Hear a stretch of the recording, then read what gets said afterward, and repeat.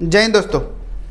आज हम लोग पढ़ेंगे एलिमेंट ऑफ डायरेक्टिंग। देखो लास्ट क्लास में हम लोग क्या डिस्कस किए थे कि एग्जैक्टली डायरेक्टिंग है क्या, उसका इम्पॉर्टेंस और उसका कैरेक्टरिस्टिक्स। आज हम लोग पढ़ेंगे उसका एलिमेंट। एलिमेंट में हम लोग का 4 चीज़ें हैं, supervision, motivation, leadership and communication. तो सबसे पहला पॉइंट हम लोग स्टार्ट करते हैं सुपरविजन। देखो सुपरविजन का मतलब होता है क्या? सुपरविजन एग्जैक्टली 2 वर्ड से बना है। सबसे पहला सुपर, दूसरा होता है विजन। सुपर मतलब आपका सुपीरियर, मतलब आपसे सीनियर, क्लियर हो रहा है। एंड विजन का मतलब होता है देखना। तो सुपरविजन का मेन काम क्या है? मेन काम यही है कि ओवरसीइंग एम्प्लॉय, जब एम्प्लॉय काम करते रहते हैं ना, बस जाके ओवरलुक करते रहना, उनको डिस्टर्ब नहीं करना, बस ओवरलुक करते रहना कि काम कर रहे हैं कि नहीं कर रहे। तो सुपरविजन का काम क्या हुआ? यही काम हुआ कि देखना कि वो काम कर रहे हैं कि नहीं कर रहे हैं। हाँ, आप काम कर रहे हो, अच्छी बात है, आप काम कर रहे हो, अच्छी बात है। कोई चुट्टा ऐसा तो नहीं है कि ज़बरदस्ती सोया हुआ है, कोई ऐसा तो नहीं है कि फांकी मार रहा है। बस सुपरविज़न का काम इतना ही है। तो ये है हम लोग का सुपरविज़न, ठीक है। सेकंड पॉइंट आता है हमारा मोटिवेशन। देखो मोटिवेशन आमतौर पे हम लोग सुनते हैं, है ना। अभी रील्स बहुत वायरल हो रहा है मोटिवेशंस का, आप लोग देखते होंगे, रह थोड़ा थोड़ा मोटिवेट भी होते हो रहे।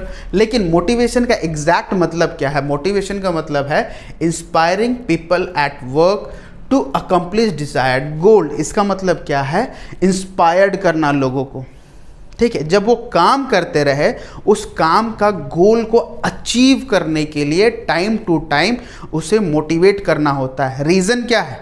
अगर मोटिवेट नहीं किया जाए ना, एक टाइम पे आके हमारा जो दिमाग जो होता है ना, वो डिमोरलाइज हो जाता है।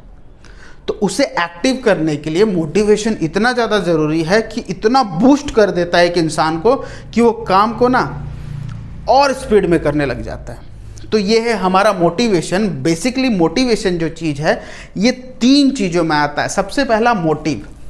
अब सिंपल सा बात है, क्यों ज़रूरी है मोटिवेशन?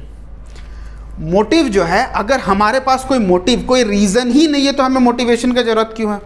मुझे सुबह उठना है, सुबह उठ के बस नाश्ता मिल जाए, दोपहर को खाना मिल जाए, रात को खाना मिल जाए, बस सो जाऊं। अगर यही मेरा काम है तो मुझे मोटिवेशन का ज़रूरत ही क्यों है? सुबह उठो, छोटा सा काम करो, 100-200 रुपया कमा लो, सुबह शाम तक खाओ और सो जाओ। ये है हमारा मोटिव। समझ में आ रहा है ना?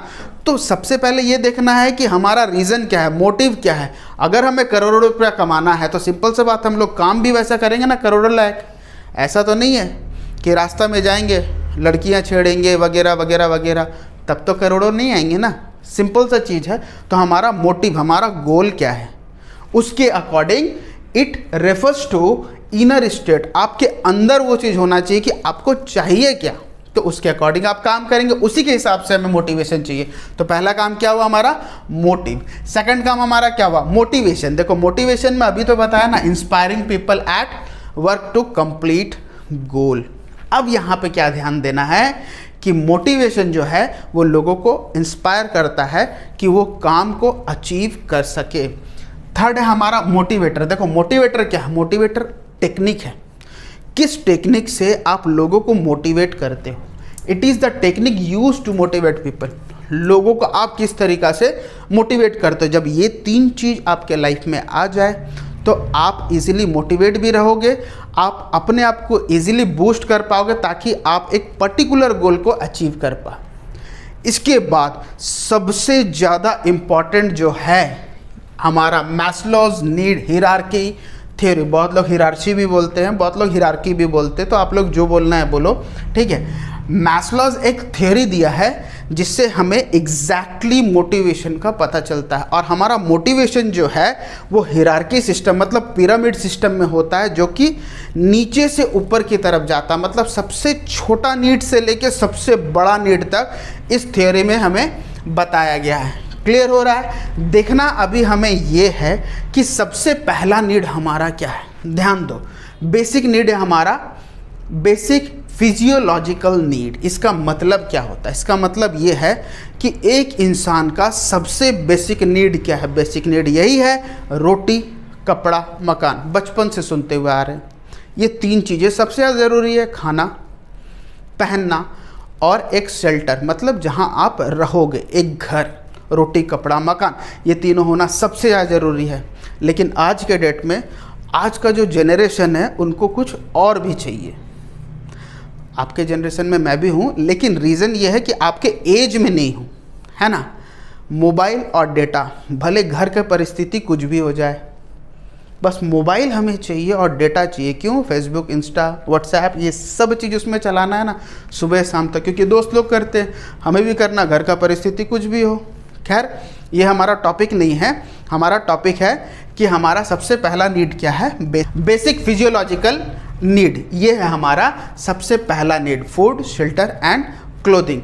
सेकंड हमारा क्या है, सेफ्टी एंड सिक्योरिटी नीड। देखो, सेफ्टी एंड सिक्योरिटी क्यों चाहिए? सबसे पहला हमारा जॉब सिक्योरिटी चाहिए। जब हमारा 3 चीज़ फुलफिल हो गया तो हमें जॉब सिक्योरिटी चाहिए। आज के डेट में आप लोग देखोगे सब के सब गवर्नमेंट जॉब के पीछे भाग रहे हैं। क्यों? क्योंकि प्राइवेट कंपनीज जो हो रहे हैं वो नौकरी से निकाल रहे हैं सबको, तो सबको जॉब सिक्योरिटी चाहिए कि फ्यूचर में हमारा जॉब सिक्योर्ड रहे और हमारे पास पैसे आते रहें। तो जॉब सिक्योरिटी, फ्यूचर में पेंशन, अगर कल को अगर हमारा काम बंद होता है तो फिर भी हमें पेंशन के थ्रू हमारा घर तो चलते रहेगा।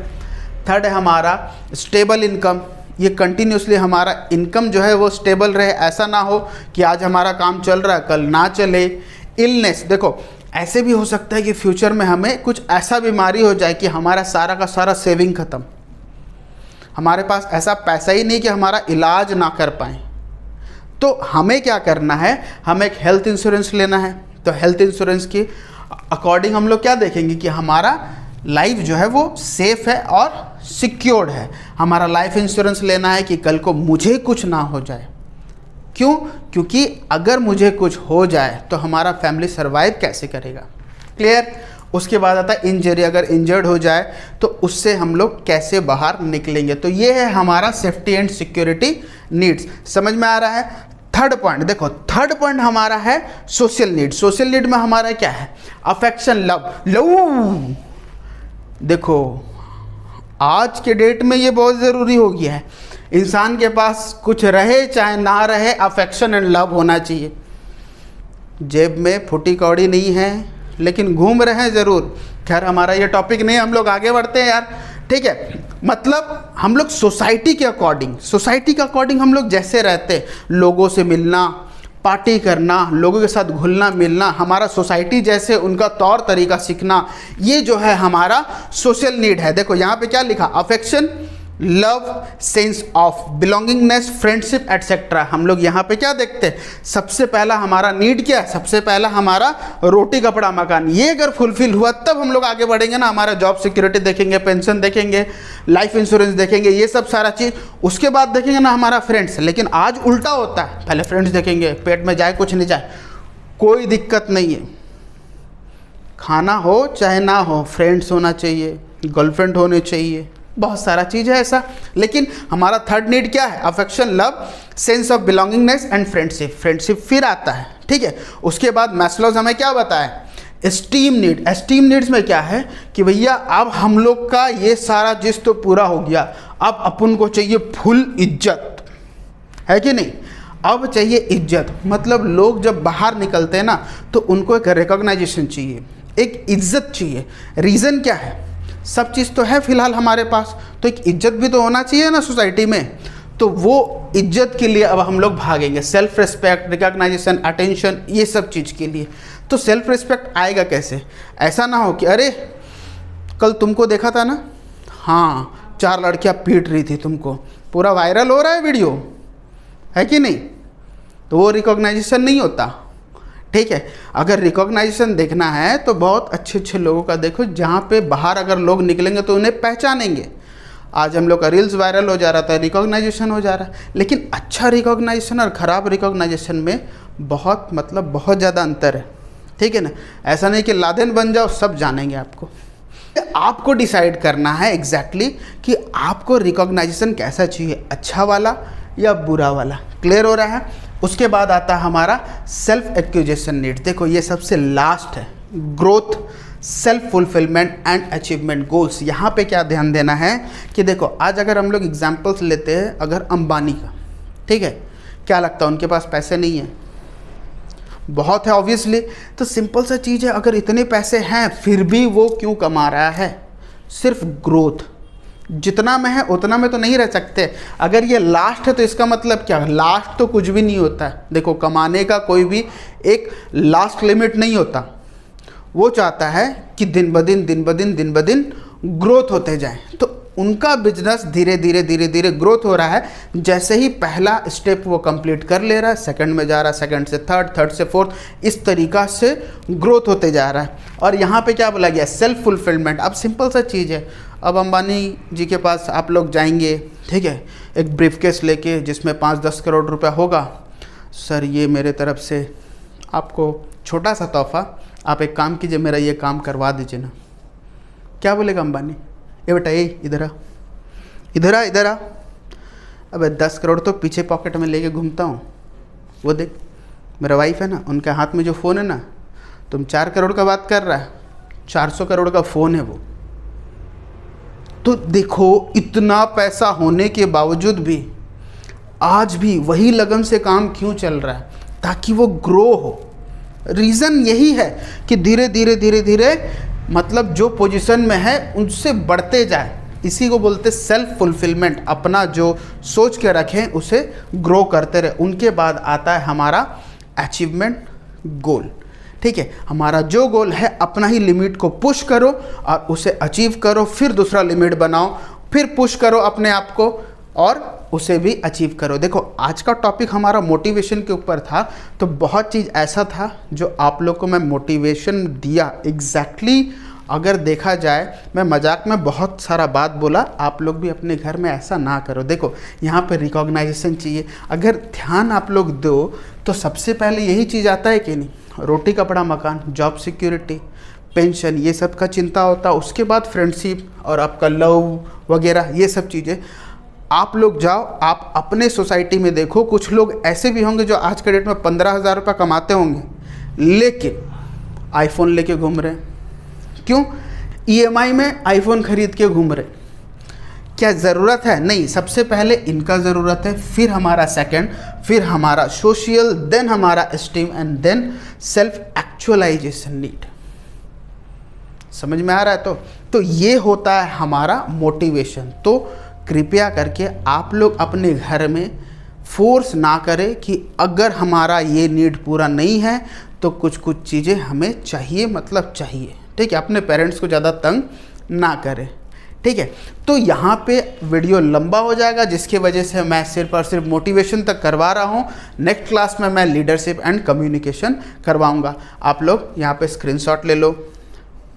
तो अब आता है हमारा assumptions ऑफ मैस्लोस थ्योरी। देखो, इसमें क्या बताया गया है कि हमारा पहला assumptions ये है कि peoples behaviour is based on their need. इसका मतलब क्या है? देखो, कोई भी पीपल के पास आप जाओ, उनका बिहेवियर जो है उनका नीड के अकॉर्डिंग है। अब जिसको सिंपल सा चीज़ें, सिर्फ एक रोटी कपड़ा मकान चाहिए तो उनका बिहेवियर वैसा होगा। जिनको कार चाहिए उनका बिहेवियर अलग होगा। समझ में आ रहा है ना? तो पहला एजम्पशन में क्या बताया गया है कि लोगों का बिहेवियर जो है उनका नीड के अकॉर्डिंग होता है। क्लियर? सेकंड है हमारा, people's need are in hierarchical order, start from basic to higher level needs. Starting में ही बताया था आपको कि हिरार्की जो मैस्लोस थ्योरी जो है हमारा, वो हमारा बॉटम से लेके टॉप तक जाता है। मतलब सबसे पहला हमारा क्या? बेसिक नीड है।